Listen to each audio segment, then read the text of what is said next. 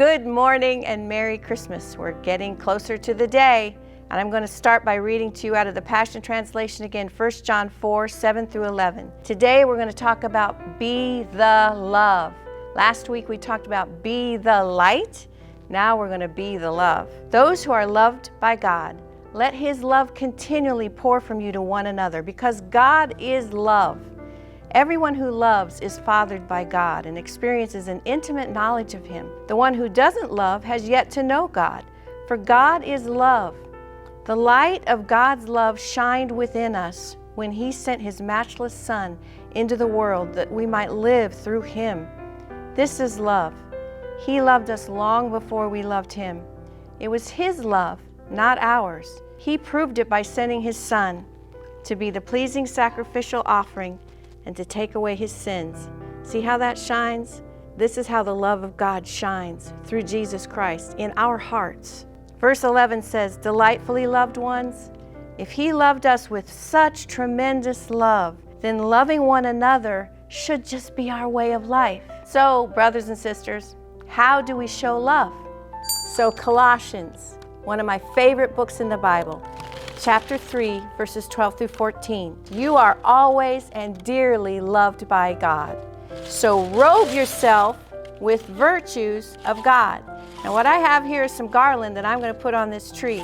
And on every chain there is a word that describes God, is an attribute of God, is an attribute of a Christian who walks in God.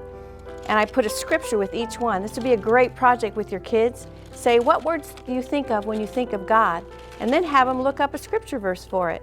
You need to get the word in your kids. So we're going to robe this tree in love.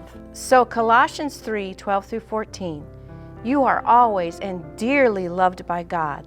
So robe yourself with virtues of God, since you have been divinely chosen to be holy.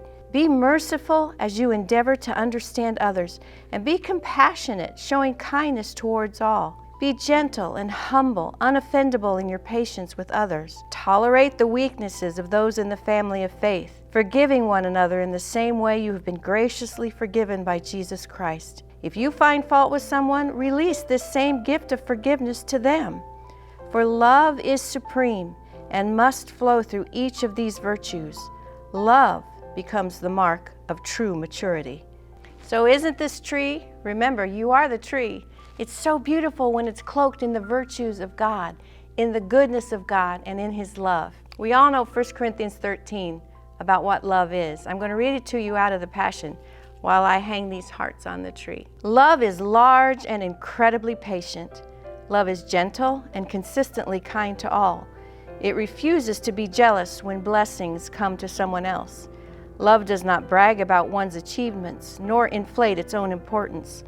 Love does not traffic in shame and disrespect, nor selfishly seek its own honor.